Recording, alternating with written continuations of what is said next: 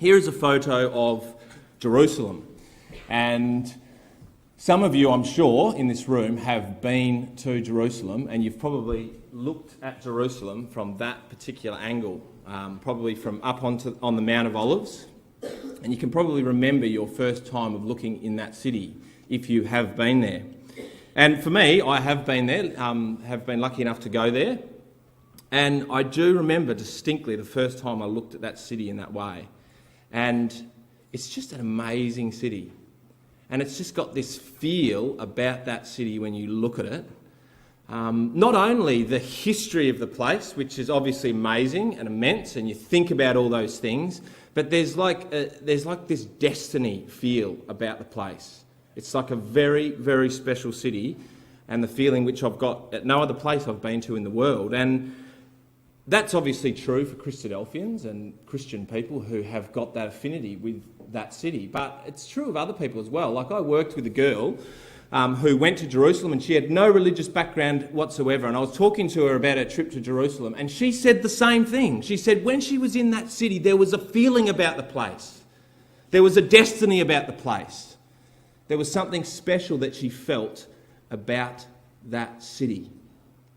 Because it's the city, isn't it? It's God's city, it's God's place, and it's going to play the most important role in the purpose of God out of any other city. And of course we know from what Jesus said that that city, particularly over the last 2,000 years, has gone through a tumultuous history. Jesus said in the prophecy on the Sermon on the Mount, not the prophecy on the Sermon on the Mount, the Olivet prophecy, he said towards the end of that, about what would happen to Jerusalem. And he said, they will fall by the edge of the sword and be led captive among all nations, and Jerusalem is going to be trampled underfoot by the Gentiles. And that happened, didn't it, in AD 70. The Jews were ripped out of that city, and that city, Jerusalem, has been trampled down for the last 2,000 years by so many different people. It was taken into the hands of the Romans in AD 70. And the Romans had it for a couple of hundred years. And then Constantine, as the leader of the Holy Roman, not the Holy Roman Empire, but the Byzantine Empire, he took over Jerusalem.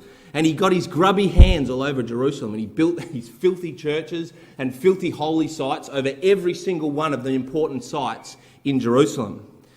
But he didn't last long either, because then Muhammad came to Jerusalem. And he apparently went up from the Temple Mount and ascended into heaven. And it became one of the most holy sites for the Muslim people, a site which they revere second only to Mecca in the world. And then the Muslims moved in for hundreds of years. And then the call came from the Catholic Church for the European people from Europe to go down into Jerusalem to recapture that place as a holy city. And so the Crusaders went down and they kicked out the Muslims. And those wars raged for decades. And then eventually the Crusaders were kicked out by Saladin, who was a great leader of the time. But Saladin eventually too was kicked out. And then the Ottomans moved in. And they trampled down in Jerusalem, and they possessed it for hundreds of years also, until we looked a couple of nights ago that eventually the purpose of God was that the British should come in at the end of World War I. And they took Jerusalem back. And not Robert Allenby, I was going to say, who was a golfer, but General Allenby walked into the city of Jerusalem and he reclaimed Jerusalem from the Ottoman people. And then eventually, we're going to see tonight, that finally, that city was going to return. And that's what Jesus said would happen. He continued on his words. He said, it's going to be trampled down for all these hundreds of years, but there will come a day, there will come a time when the Jewish people will return to the city again. And 2,000 years have gone past. That's amazing. And that time was going to come when the Jewish people were going to return to that land and to that city again. And the events of the Six-Day War in 1967 was that time, was that moment in history that Jesus talked about when the Jewish people would reclaim Jerusalem back and it would be back in Jewish hands. And that's what we want to have a look at tonight, a little bit about the events that surround that particular time. Now, 1967, what was going on in 1967? Some of you may be able to remember. I was not alive for another 11 years. But the Vietnam War was raging. The USSR was strong in the world, and so was the US, and the Cold War was right in the middle of these two superpowers. Muhammad Ali was at the peak of his powers, right? Absolute peak of his powers. The Richmond Tigers won the AFL Grand Final, interestingly. And the Beatles, just 4 days before the Six-Day War, released their album, the Sgt. Pepper's album, which was their most successful album. So it was the the end of the 60s, and the world itself was going through a period of change and a period of turmoil. And right in the middle of all that, there was these events that happened in the Middle East. And of course, I can remember in my lifetime that there's always been turmoil and trouble in the Middle East. And there was back here in 1967. And in 1967, what was going on here was, of course, Israel had been in existence now for 20 years. And the nations around Israel, the Arab nations, still hated Israel for the fact that they'd been given that land. And after 20 years, they'd got together and they'd started to organise this pact of nations against Israel. And it was called the United Arab Republic. And it was headed in Egypt, and it included Jordan and Syria and many other nations. And they had started to join their forces together. And increasingly, the rhetoric that was coming out of those nations, particularly out of Egypt, was that they did not want Israel to be in existence anymore. That they were not happy about what had happened in 1948, and they wanted to destroy Israel from off the face of the earth. And there was the very real prospect at this time that the nation of Israel faced of absolute extinction as a nation. That was what was going on in 1967. And it was very real, and it was a very real threat for Israel. Now, if we just compare, these are the... when the imminent prospect of war became evident, this was what the situation looked like, the key matchups between the two teams.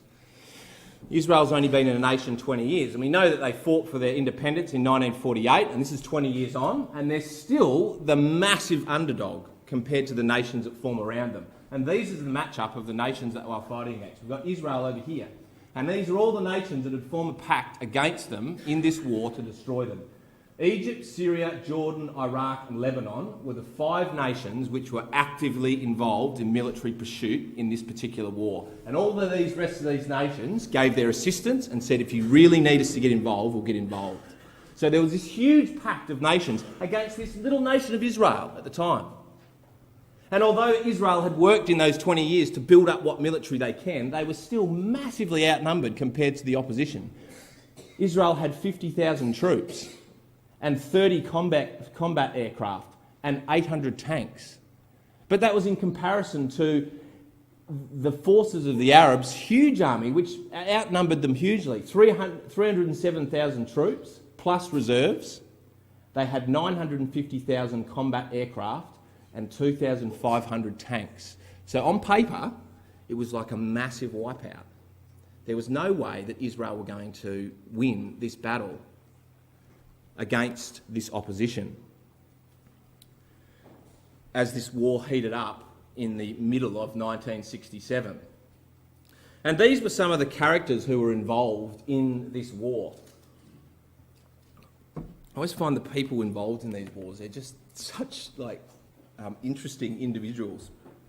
We've got, in Egypt, was this guy called Gamal Nasser, and he was like the fiery dictator who started the whole thing. And he fired up the rest of the Arab nations and wanted them to get them involved to take down Israel, okay? And then he also influenced King Hussein of Jordan, who was a little bit reluctant to get involved because he had a little bit of a better relationship with Israel, but he was convinced by Nasser that Israel had to be taken down. And so he signed this pact, this deal, to be involved also. Then on the Israeli side, we had Levi Eshkol, who was the Prime Minister at the time, and he was like your nerdy sort of accountant type, all right? He didn't sort of inspire the passion of the nation, but he was a numbers man, and he knew what he needed to know to get things done. And working with him was Moshe Dayan, all right, who was like the rock star general in Israel, who just everyone in the nation loved, okay?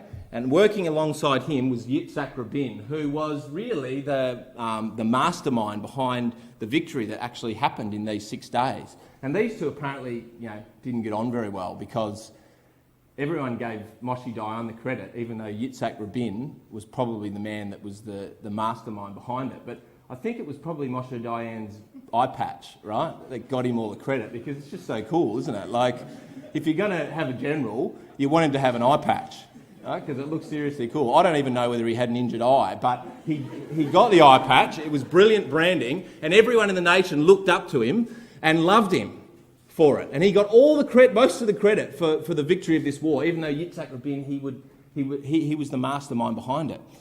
Interestingly, I read that in 2005, the original eye patch of Moshe Dayan turned up on eBay, okay? And it was sold in 2005 on eBay for $75,000.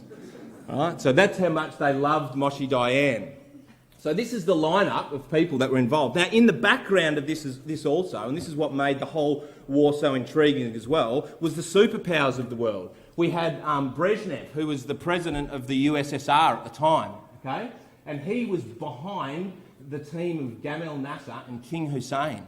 And he was feeding them information and was very much on their side. And on the other side, we had LBJ, Lyndon B. Johnson. He was the American president at the time, and he was very much giving information, feeding information to the Israelis about how to win this war. The interesting thing about that, and I'm sure probably most of you know that, is that Lyndon B. Johnson had in his family Christadelphians. His grandfather, and you can go on Wikipedia and look it up, it's really fascinating. His grandfather was a Christadelphian, and his father was a Christadelphian. And on Wikipedia it says that these men actually influenced LBJ and some of his policies and decisions about what happened in Israel. Now, I'd thought about that, but I'd never seen it in the context of 1967. It was so important that that man, Lyndon B. Johnson, have an affinity with the Jewish people and want to be involved in them in this particular moment. It's interesting that the man he replaced, JFK, was not like that. He was actually very much aligned with Nasser in Egypt.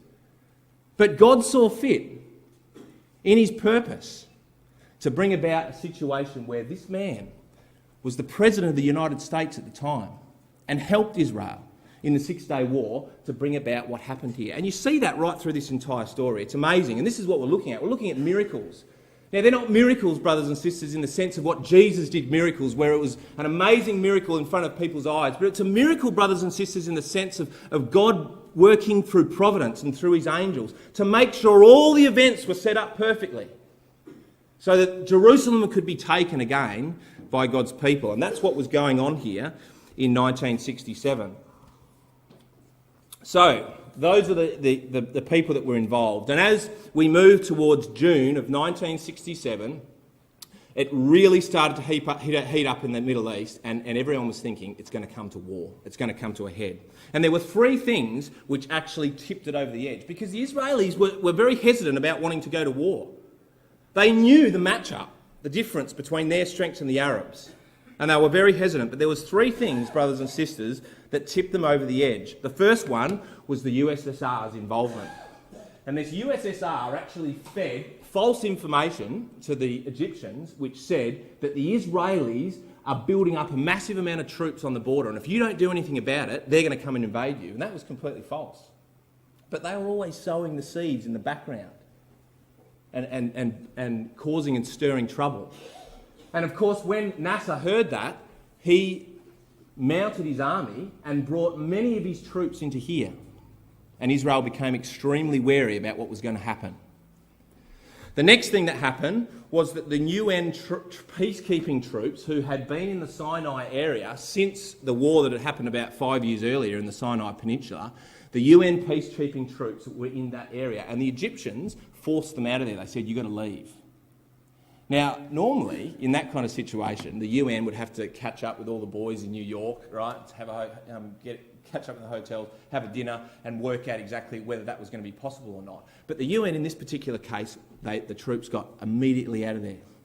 And that's one of the things, brothers and sisters, that Israel has never forgiven the UN for.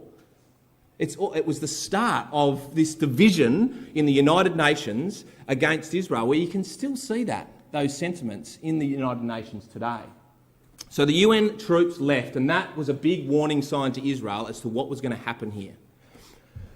And then the final thing was that Nasser, who controlled the Straits of Tiran here, obviously a very important spot for Israel in getting their cargo ships and everything in and out of their place, he completely shut the Gulfs of Tiran. And he restricted Israel's maritime movements. And that was probably the tipping point for the nation of Israel that got them to the point where they realised they needed to go to war. Now, at this point, what did Israel do when they saw these things happen? Well, as I said, there was division amongst them internally. Should they go to war? Shouldn't they go to war? Some of them said, yes, we need to preemptively strike, otherwise we're going to be destroyed. Other people, like Ben Gurion, who was like one of the founding figures of Israel, he said, no, I don't think we should go and fight against them because we're going to be destroyed.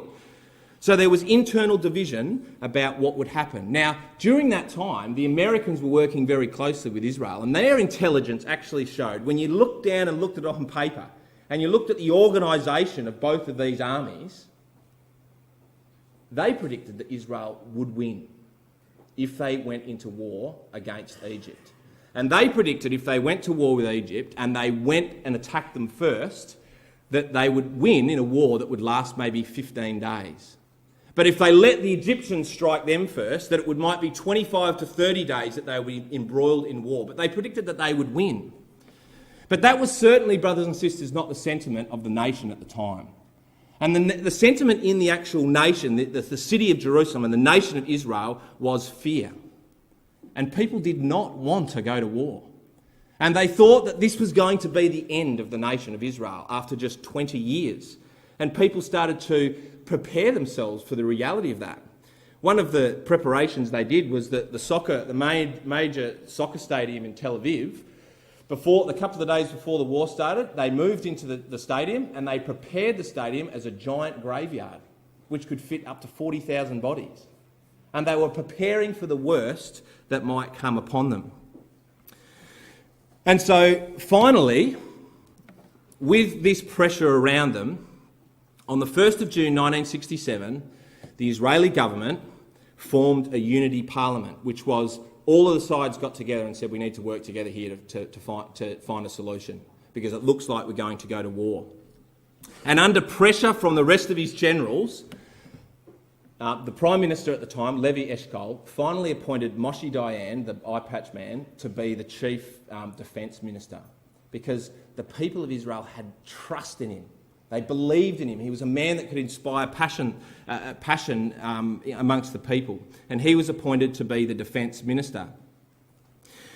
And then on the 4th of June, after intense discussion over those 3 days, and apparently it was intensive discussion, and the Jews, as much as can have arguments with other people, apparently amongst themselves, that's when they can really get fired up. And apparently those 3 days were intense. But on the 4th of June, one day before the war started, they decided they've got to go to war. It's the only way we're going to be able to survive. And the only way we're going to be able to survive is if we catch them by surprise. Because if they jump on top of us, who knows what could happen. And so they put in practice what happened over the next 6 days in the 6-day war. And it started very quickly. There's the two men, Levi Eshkol and Moshe Dayan, discussing over those 3 days what they would do. Here is the situation that they faced. That's Israel and the borders of Israel at the time. And they put in place the very next morning, on June the 5th, at 7:40 a.m, a plan which was called Operation Focus. And this Operation Focus, which they put into practice at 7:45 on June the 5th, was something that they had practiced very carefully for the last 8 years. They had meticulously practiced every single process of this operation in preparation for when this might be used. And they decided the night before that this is it. It's going to happen. And what happened was at 7:45, this was the plan, at 7:45, there took off from Israel virtually the entire Air Force. Okay, they had 200 combat aircraft, which they had in their Air Force at that time. They had 300 and something planes, which included all their planes and all their helicopters, and they had 200 combat aircraft, which could be used in this kind of offensive mission. And out of those 200 planes, they used 180 of them in this mission. So they threw everything at this particular operation. And at 7:45, those planes took off in succession on their little missions, and they went down where it says there, where those arrows say, and they flew at 20 metres off the ground, or 20 metres off the water. And they did that, of course, to avoid Egyptian radar. And they flew across the water of the Mediterranean Sea here, and they flew down the Dead Sea, and right down here across the Red Sea, to very specific points which were that they were going to be targeting. And the points that they were going to be targeting was the Air Force of the Egyptians. As I said, 9 years of calculated planning. And they all took off in succession, these planes, to these particular parts. And when they arrived at the air bases, which they had planned to, the planes moved into the air bases and they strafed the runways, which is like machine gunned all the runways, and bombed all the runways to take every single runway out.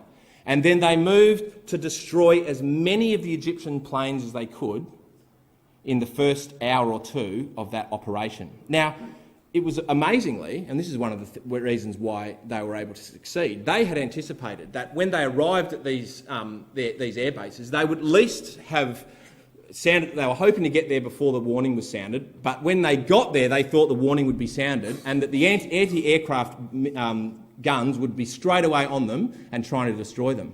But what had happened that very morning was Nasser himself had been travelling across the Sinai here to go and visit one of the army bases, and all anti-aircraft weaponry had been told that it wasn't to be used that morning. And so the Israelis were able to come right into the air bases, and they were able to, in that 2 hours' time, virtually destroy the entire Egyptian air base. Of the 350 combat aircraft that the Egyptians had in those air bases, they destroyed 338 of them in that 2 hour period. In just 2 hours, they destroyed that. Unbelievable what they managed to do. Here's the planes that they had, and they weren't the most state-of-the-art planes. They were sort of like borrowed and begged and stealed from every other country they could, particularly the French, to get this military to do what they needed to do. And the precision in which they were able to enact it was unbelievable. Yitzhak Rabin, who was obviously the chief guy who was looking over the mastermind of this is what he said later. He said, "Our airmen struck the enemy's planes so accurately that no one in the world understands how it was done. And people seek technological explanations or secret weapons that we may have had to achieve it." That's what he said about the operation, because people were so amazed. And the Egyptians said, well, the US must have been involved, or some other power must have been involved in order for them to be able to achieve what they achieved in those short hours. So, after 2 hours, this amazing feat has been enacted, and virtually the whole air force of the Egyptians had been destroyed. The next thing that they did was they wasted no time. As soon as they had success from these air bases, they took off to Amman and they took off to Syria, and they did the same thing with the air forces of Syria and the air forces of Jordan, and they destroyed equally the vast majority of the air forces of those two places. So all of a sudden, in 2 hours' time, before 10 a.m. in the morning, they had destroyed the key air forces of their opposition, and they now had command of the skies. Now, the Egyptians were completely caught off guard by this, obviously, and were in a complete panic. But apparently such was the power of Nasser, who was like the president of the Egyptians, that none of like the other Egyptians who were down the scale from him would ever like to say something bad to him, because it would not be good for them. All right? So they didn't have the confidence to tell this man what had actually happened. And when they did, and when someone did, of course, Nasser was not going to admit to the world what had happened in those just 2 short hours. So blaring out on Egyptian radio and Egyptian media and Egyptian newspapers was that the Israelis had tried to attack them, but they had been unbelievably successful in destroying them. They said that in the first hour, 70 planes of the Israelis had been destroyed, and not one Egyptian had come to a casualty, and not one plane had been destroyed. And that was what was in the newspapers, and that was what was on the radios that got sent out to the people. So the people were like, this is awesome, this is great, we're winning this great victory. And that got sent out to all the people. Meanwhile, while he was saying that, already the Israelis under Ariel Sharon, this is what Ariel Sharon looked like back then, he's looking slim, okay? He obviously got stuck into some falafels over the next 20 or 30 years. But he was looking slim here, and during this period, and this is on the same day, after they had superiority in the air, they didn't have anything to be afraid of anymore, and they streamed into the Sinai Peninsula and headed straight to the Suez Canal. And very quickly he made gains in that particular area. They took the area of Gaza as well, this particular zone here. They moved in and got superiority before the Egyptians even knew what had hit them. And what was the reaction from the world? Well, this was not like just page 5 world news. This was like major world news. This was like the news which was going on in the world. And of course, people didn't have the media that they do have today, like phones and all these kind of things, to be in touch with what's happening. They had the TV at night on the news, and they had newspapers. And people were glued to find out what was going to happen. This is a newspaper, a Melbourne newspaper, The Sun, from the time. And the whole entire front page is dedicated to the Six-Day War at the time. Dad had a newspaper from 1948, and I think it still had something about the football, but there was no football whatsoever on The Sun in June in Melbourne. That is extremely rare. It was full of the Six-Day War, and the whole world was fascinated about what was going on in the Middle East and what was going to happen and whether it was going to escalate into a bigger war, because the war in Vietnam was already going on, and were the USSR and were America going to be embroiled in an even bigger, huger war going on at the time. Now, interestingly, and I didn't know this, but the sentiment at the time across the world was very pro-Israel. That's completely different today, isn't it? Apparently, and this is a photo, and there's many other photos that I could have put up, this is a protest that happened at the time in front of the White House. And there was other protests that happened in France and Paris and Europe and Italy. And all of it was people getting out on the streets to defend Israel. We support Israel. Now, you never see that today. But during this time, there was still this sentiment towards Israel and them being the underdog. And they were there, the world was there to support them.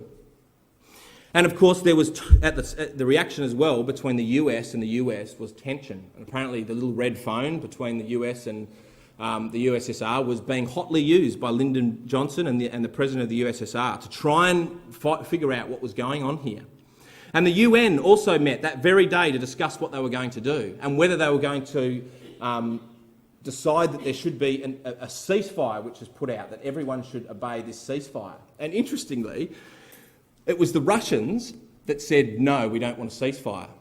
And the reason why they didn't want a ceasefire is because the only intelligence they had to this point on what was going on was the newspapers and the radio from the Egyptians, Nasser, who had said everything was going awesome. So they said, actually, no, we don't want a ceasefire, because they're like, he's nearly done it, he's nearly won the war. Well, let's just hold it off for another couple of days and the Israelis will be destroyed. And they listened to the news reports of the Egyptians. And as a result, the UN ceasefire wasn't called for another couple of days. That's how the world reacted to what was going on.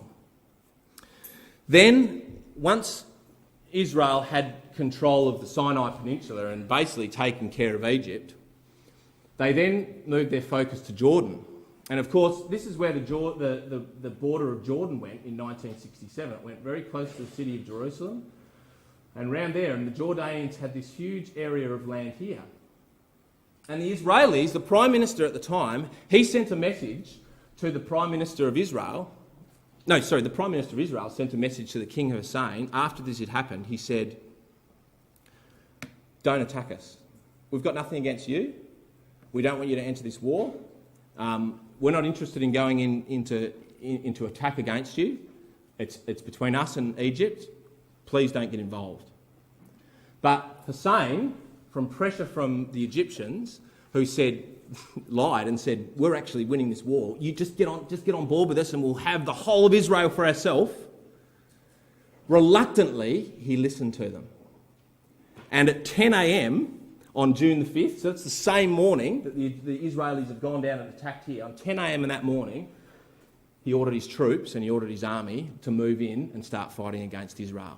Now that was bad news for Israel, because across here, I think at the smallest particular spot from the border to the sea is only 9 miles.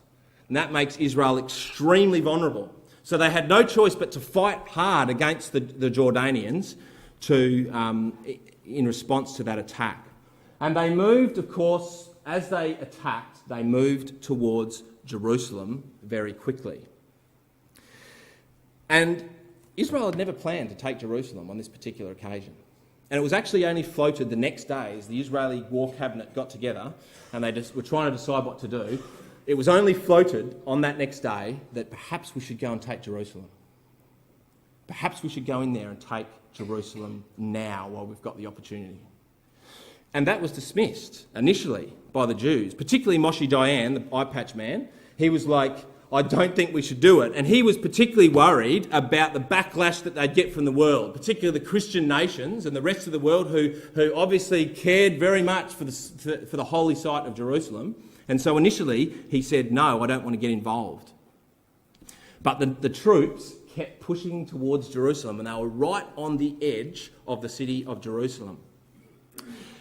And when they were right on the edge of the city of Jerusalem, and this is the next day on June the 6th, Moshe Dayan received information that what was going to happen was the UN, the next few hours, or even maybe even into the next day, was going to call for a ceasefire. And he was like, okay, so I've got like just a few hours, and I'm right here, and I'm standing on the Mount of Olives, and I can see Jerusalem, like the greatest city in the world, and I've got all my troops here, and I know I can beat them. And he took the decision, without even going to the Israeli cabinet, he took the decision that, no, we're just going to go and get it. Because as soon as the ceasefire happens, and if we don't have that city, it's going to be an absolute mess. I want to take it now. And so he moved in a swift amount of time, in just that couple of hour window, he moved into Jerusalem. He took his troops into Jerusalem, and he said when he went in there to fight, it was one of the hardest battles he's ever fought, because they were being so careful. Apparently both sides were being so careful because they didn't want to damage the city because it's so sacred to them. So they were really careful with their machine gun fire, making sure they didn't shoot any of the sacred buildings as they moved into that site. And the Jordanians apparently were tenacious in their defence of that city. They knew that they were outnumbered. They knew that they were going to be destroyed, that the Israelis were more powerful in that particular situation. But apparently they fought to the death. And even when the army called for a retreat, there were some of the Jordanian soldiers who said, I don't care if I die, I want to die defending this city. So much passion there was to hold on to that city of Jerusalem. But finally the damn wall broke. And the Israelis streamed into that old city. And many of these troops had never even been in that city before, because from 1948 the Jordanians barred anyone from going into any of the Israelis from going into Jerusalem.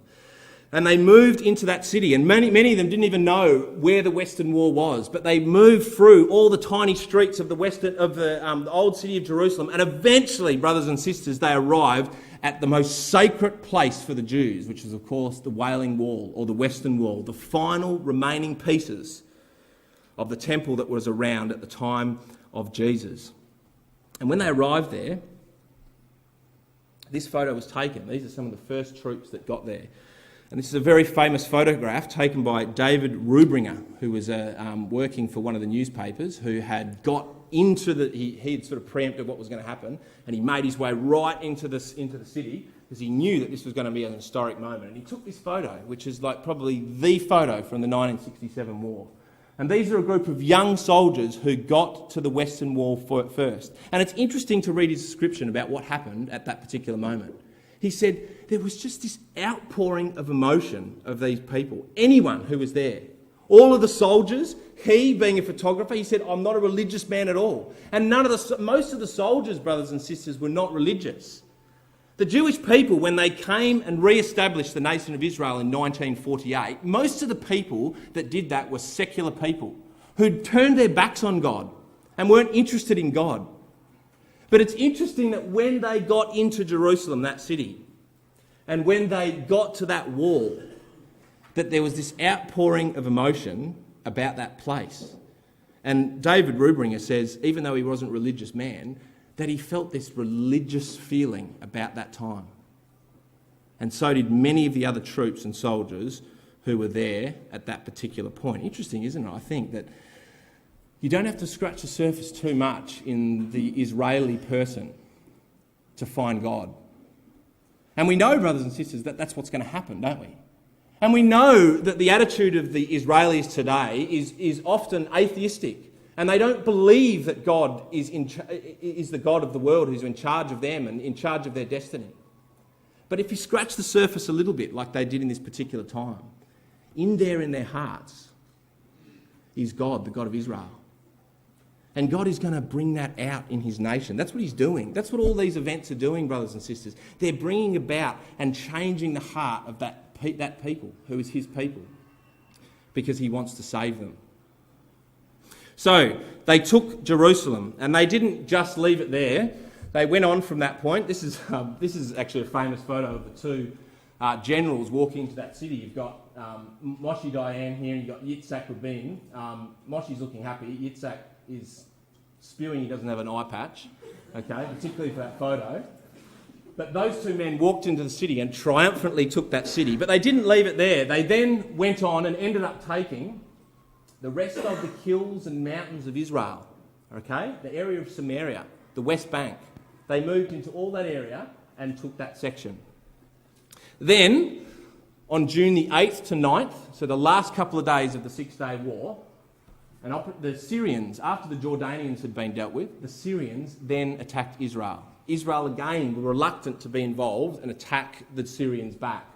But eventually they decided to move into this area of the Golan Heights. And you've probably heard of that because it's always something that's brought up, the Golan Heights, even today. And it's a very strategic location in the nation of Israel because there's mountains up there and you've got a brilliant strategic military point.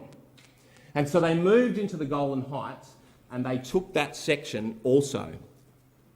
And then finally, after they'd taken that section, there was finally a ceasefire called on the 11th of June, and after 6 days, the Israelis had taken a huge amount of land and won this amazing battle in just 6 days. Now, the victory itself had a powerful impact upon the nation after that happened. They named it the Six-Day War. And I never knew why they named it the Six-Day War. I thought they named it the Six-Day War because it went for 6 days. But apparently the reason, and Moshe Dayan named it the 6 days, is because he likened it to the 6 days of creation. And he saw this episode, what happened to them and taking Jerusalem, as the final rebirth of this particular nation. And there was a massive national outpouring of emotion. This is some of the soldiers who, after they'd won this amazing victory. And apparently the song that was written at the time, which was number one on the charts, was that song Jerusalem of Gold. That went to the top of the charts at the particular time because it so much summed up the sentiments, the nationalistic feeling of the nations. And as I said, although most of the nation was secular, they felt this religious feeling about what had happened. The other thing that happened was that this victory sparked an enormous immigration to Israel from other places. We know that after World War II and even 1948, there was this massive influx of people which came to Israel. And after 1967, the same thing happened. And Jewish people from all around the world wanted to come and they wanted to meet and be a part of this new nation of Israel. Now, this is a summary of what happened in the war. So, this is the section that they had pre-1967, before the war. And in just 6 days, this is what they took. It's amazing, absolutely incredible. Now, it's interesting the places they took. They're the places that have caused Israel all the trouble since. they took the Sinai Peninsula, and that was the one that they actually gave back about 5 or 6 years later, in the mid-70s. They gave the large proportion of the Sinai Peninsula back.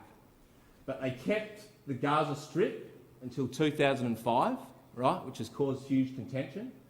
They've kept most of the West Bank. Some of this has gone back to the Palestinians, but to like an absolute political minefield in there as to who owns what and what city goes to where. And it all happened out of what happened in 1967. And they also took the Golan Heights, and they keep that Golan Heights as of today. So the whole map of Israel was completely changed in just 6 days. It was a miracle what had happened. Now, all of this was happening, of course, in accordance with Bible prophecy about what God had said would happen. Now, sometimes when we look at Bible prophecy, we only realise, like, way in hindsight what has actually happened and how it's unfolded. But the amazing thing about what happened in that 6-day war, and what made it so incredible, I suppose, was that it was like Bible prophecy that was being, like, happening and right before people's eyes in a very quick amount of time. I think that's what made it so incredible for the people who were living at that particular point. So let's just look at 5 things that got fulfilled, that happened as a result of what happened in the 6-day war. The first one, of course, was Jerusalem's back in Jewish hands. Just as Jesus said. He said, it's going to be trodden down for years by the Gentiles, but one day, in fact almost 2,000 years later, the Jews again would take that city. And Jesus said that in Luke 21 and verse 24. Israel takes the mountains. So up until that point, the higher plains of Israel, which were the Golan Heights and the hills and mountains of Samaria, they didn't own. But we know from Ezekiel chapter 38, when the Northern Confederacy will come down into the nation of Israel and overtake them, that they will come on the mountains of Israel. And so Israel took that section of the land which was essential before the Northern Confederacy could return, in Ezekiel chapter 38. The other thing that happened as a result of this particular event is they started to develop this spirit, which is talked about in Ezekiel chapter 38, which was when Israel will finally be invaded, when the Northern Confederacy comes down to invade Israel, they will dwell securely or confidently in the land. Now, up until that point, they didn't feel that way. For the 20 years after 1948 to 1967, there was no confidence in the nation of Israel. Not by their leaders, and certainly not by their people. But after the events of 1967 grew this sort of arrogant strength that the Israelis have now got.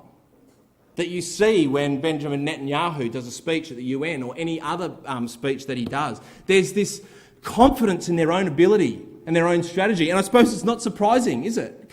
When you see some of the things that they've done militarily against the odds. Who is going to destroy them? Who is going to take them down? And God said that's the spirit that you're going to see at the time of the end.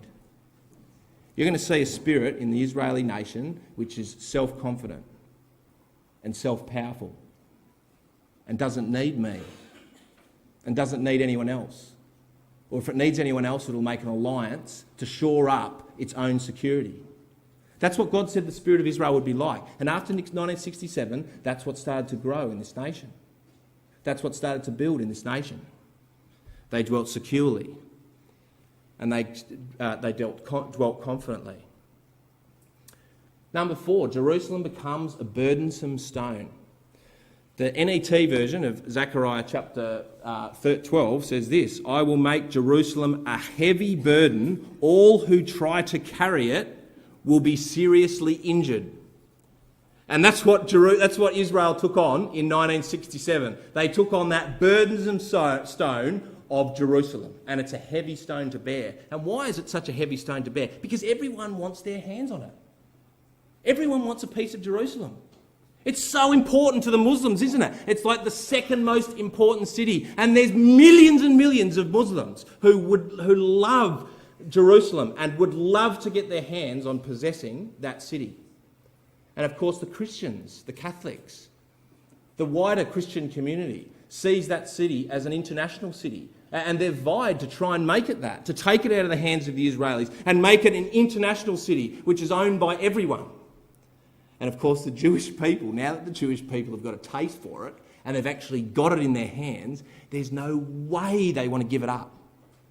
And that's why they keep building more and more little settlements on it, and more apartments, and like putting more and more furniture on there, so that they secure it for their own. But God said, you'll never secure it. It'll never be at peace until I come.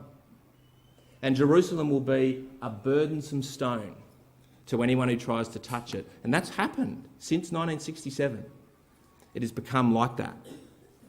And then finally, number 5 was a distaste for Israel grows throughout Europe and all nations. Zechariah 14, which is our reading, which we read tonight, said that ultimately what's going to happen, and we all know what's going to happen, is that all nations, it says in Zechariah chapter 14, are going to come against Jerusalem to fight. All nations are going to come and want to destroy Jerusalem. And there began in 1967 this distaste for the nation of Israel. As I said before then, Israel was viewed very much as the underdog, as the nation which people could get behind. But after 1967, people started to turn their back on Israel. France, very quickly after the 1967 war, who were a very close ally to Israel and helped them a lot in their first 20 years, they turned their back on them, along with a lot of other European nations. And now we see that distaste in not just the powerful nations of the world, not just in the United Nations, but we see it in even the general public. You would never see a protest on the streets for the nation of Israel anymore. In fact, you would see the opposite, because there is a distaste for that nation. And God says that's what's going to happen. Because all nations eventually are going to make a confederacy against that particular city. So 5 things, brothers and sisters, which happened as a result of that war, and most of them very quickly when it was viewed over those days. Now, as well as having a powerful impact on the nation of Israel itself, this particular event had a powerful impact on our brotherhood and our community. It was interesting when I was thinking about this talk, I actually wrote an email to as many brothers and sisters in Melbourne as I could who had lived at that time and could remember that time in their ecclesias and what that event had done for them. And it was amazing to read all those letters, because people were like, they just fired straight back with their emails about this, because it was something, brothers and sisters, that meant so much to so many people. Apparently, and this is just going from a couple of things that some of the people wrote back and emailed back to me, ecclesial halls, particularly over that 2 or 3 week period during that 6-day war, were absolutely jam-packed with people. And it wasn't just Christadelphians, it was ex-Christadelphians, people who hadn't been seen sometimes for 20 years, rolled back into ecclesial halls because they saw the significance of this event. And when you think about the event, it's an amazingly significant event. And there were baptisms, many baptisms in ecclesias. 2 from our own ecclesia that I know of as a result of that. Brother Charlie Taylor, who's probably known to many of you here, was baptised the very night before the 6-day war, and he said that he believed that he'd got the golden ticket to the kingdom. Because it was like, this is it, I've been baptised in the night and Jesus is going to come tomorrow, I'm the one. You know, I've got that golden ticket. Annette Pudney, my auntie, who's also probably known to many of you here, she was baptised just 2 weeks after that event, and that had a powerful effect upon her. And it had a powerful effect, brothers and sisters, on many brothers and sisters at the time when it was happening. And many people were baptised. And apparently lectures like that people would put on in this particular 2 or 3 week period were just inundated with people. There was one lecture, and I think most cities had like big lectures in their town halls or whatever for this particular occasion. Melbourne had one, and we had it in the Athenaeum Theatre, which is a major theatre in the Collins Street of Melbourne. And there was 250 people, visitors, that came to that particular event. And apparently they had to send some of the Christadelphians home who had come to that particular lecture. I mean, how long since that's happened? Apparently one brother and sister said they were walking towards the hall, and there was like a big crowd of people walking, with them, and they thought, wouldn't this be amazing if all these people were going to our lecture? And they were. And they all went to their lecture and filled that particular hall. I mean, the opposite happens today, doesn't it? I remember when we had a seminar series last year and we were walking to the little TAFE where it was happening, and there were some people walking with us, and we're thinking, this is great. We're going to get some of these people. They're all coming along. And then right at the end, right at the last door, it was like we went into the Christadelphians and they went into the pottery class. Right? And there was no one that came. But back here, there was, even in the general public, there was a spirit. There was a spirit of that something big was happening in the world, and people wanted to know about it, and people wanted to hear about it.